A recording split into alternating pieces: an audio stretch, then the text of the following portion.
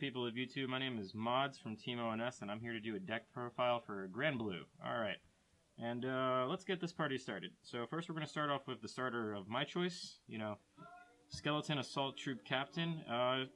Personally, sad fact about this deck is, if you don't get Nightrose, the deck doesn't work. So for those of you wondering why I run it, there's the reason behind it. I just need to find Nightrose. She rarely shows up. I lose a lot of games. I'm bad at the same. Ignore that last part. So, and then we're going to start off with our grade 3s. Obviously, Nightrose. She is kind of like the engine of the deck. She's your MVP. She puts in all the work. She's really good, just in general, because this is a stride-based deck, and honestly, in my opinion, she's one of the best stride hearts. Not only does she bring back a unit to your board, but she also brings back a unit that gives you advantage. No matter what unit's in your drop zone, she's always good. Always brings something back for you.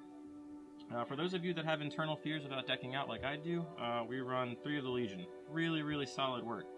So when I only have 2 cards in deck and I know I'm about to lose, really good card to use. Really good card to use.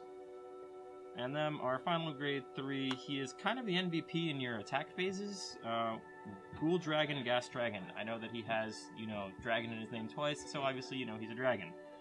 He's really cool. He's a unit that, when you activate his hollow ability, you mill 2 cards, and he's a 16k attacker by himself. Really aggressive, and he forces cards out of your opponent's hand, and on top of that, he's just badass looking. I mean, look at that. He's a dragon. Alright, and then we're going to start our grade 2 lineup. Our grade 2 lineup, a lot of people may disagree with it, but I'm trying something different. So, this is Negro Lazy. He is the lead of your grade 2s. Basically, when you place him, you don't have to hollow him, but it is suggested that you do. When you hollow him, he reses a unit for a counterblast and a soul blast. And it's any unit, and that's really good. It's like if you need a unit to draw cards, he gets a unit to draw cards. If you need a unit, just for defense or attack, he gets it for you. And the good thing about him is that his cost is free, because when he is hollowed and he dies, he basically unflips your damage and soul charges, so he's ready and primed for the next turn. Really good card. As I mentioned earlier, we use the Legion. I'm sorry that I'm not saying the Legion's name. It's just like, in all honesty, I just use it to return triggers. But the Legion Mate is really good. The Legion Mate, whenever it's brought back, it bestows upon itself the on-hit ability. So if you hit, you retire a unit. It's a good pressure thing to do mid to late game, in case you're against any matchup, you get rid of certain units that are troublesome. For example, for D-Police, if you've already used all your G-Guardians and you want to get rid of that Laurel, he's your answer. Alright, and now we come to the secret tech of the grade 2 lineup. Earth Elemental Poker. This deck is very good. Hollow ability, it is the greatest ability in my opinion, because it turns your drop zone into resources. So primarily what you do with him is, you G-Guard early, that way you have a way to activate his costs, and it's just the greatest tech against Link Joker. You'll never have anything on your board, so when they do chaos you and they force things from your hand onto your board, you really don't have a problem with it, because half the time you'll just put something face down that you don't need, and then right after you're just going to play poker. And that just gives you more fuel for the drop zone. Now we come to the meat and bones, the heavy attacker. I like playing 2 Negro Rook because you could just keep recycling him. When he's hollowed, he becomes a 16k attacker, much like our grade 3, the dude who has dragon in his name twice. That's besides the point. So anyway, this guy, just in general, every stride turn, the fact that he's a 15k guard out of your opponent's hand makes it worthwhile. We come again to more techs.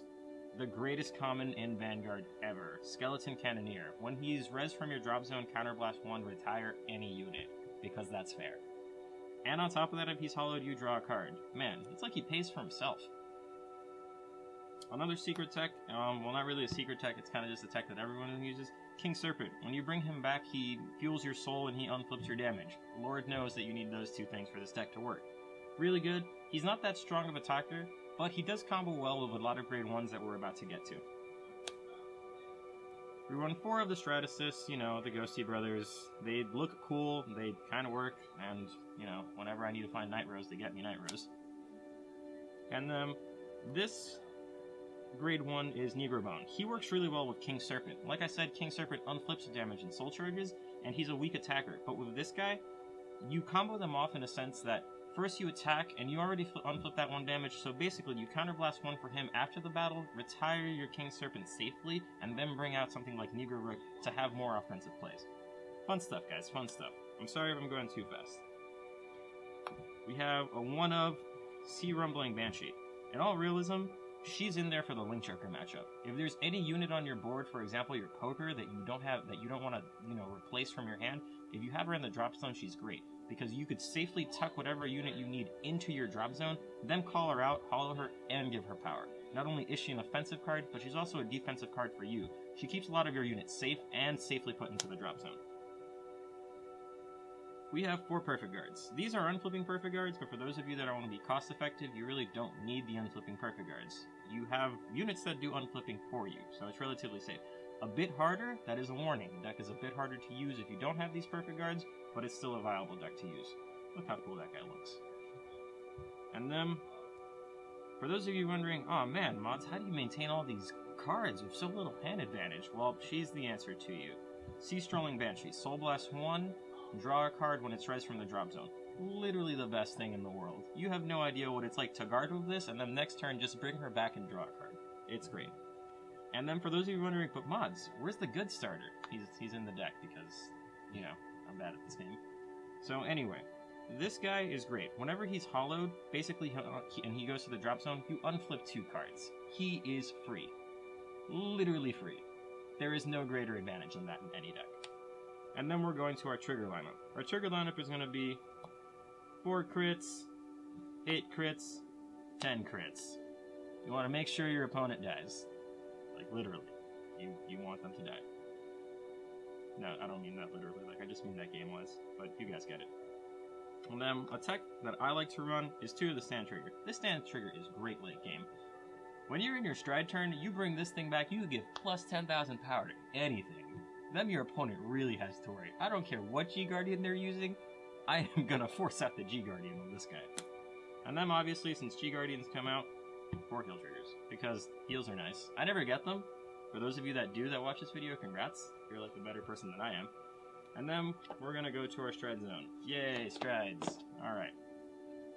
So obviously 4 Nightrose. She looks cool, she's GV2, and wow, that is so much easier with G-Guardians, a thing that all of you may be excited for or not excited for. You want to use her in... She's the type of card that requires timing. You don't just want to go, oh man, if I could use her, I could use her. No, be careful how you use her. I know how that sounded. So anyway, like I said, she's a card that requires timing. Gauge your opponent's hand, or gauge the tempo of the game, see what condition you are and see if she is worthwhile to use. And then from Fighter's Collection, we have the Generation Rare that came out. Demon Sea Queen. How do you say her name? Myriad? Myriad? Like, I can't pronounce things and I can't read good, so we'll just ignore that. So basically, she again is another unit that the Granblues, they have this trend where all their costs are basically free. She's a Counterblast 1, Persona Flip, and discard a card. So basically, like I said, she fuels the deck. She would be your second stride to go into, because she's a more offensive stride. She works by every copy of her that's face up, you res a unit. So effectively, for her first time, you res 1 unit. For her second use, you res 3 units. So depending on the situation, you could be more aggressive by summoning attackers, or you could be, more tempo-based by drawing more cards, by getting your Banshees back and summoning your Skeleton Cannoneers to control the board.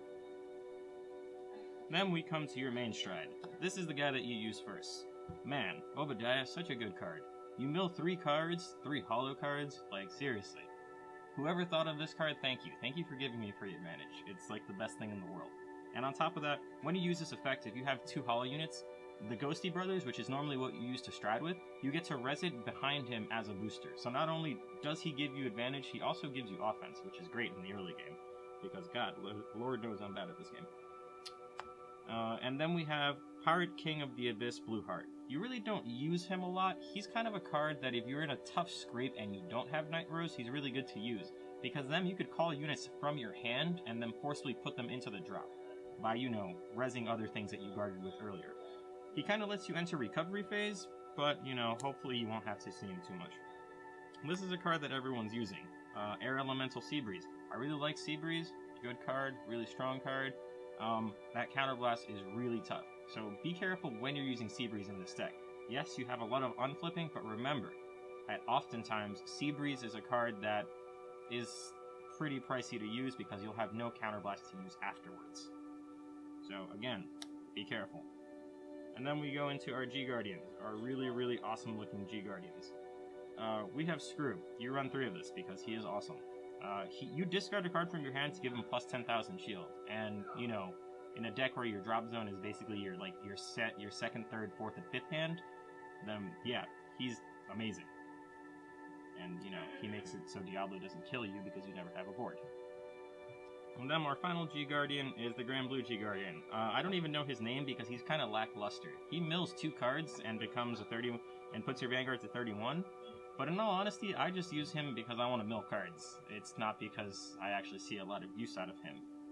He's okay, but you know, you guys take into heart everything I've shown you. See if it's okay.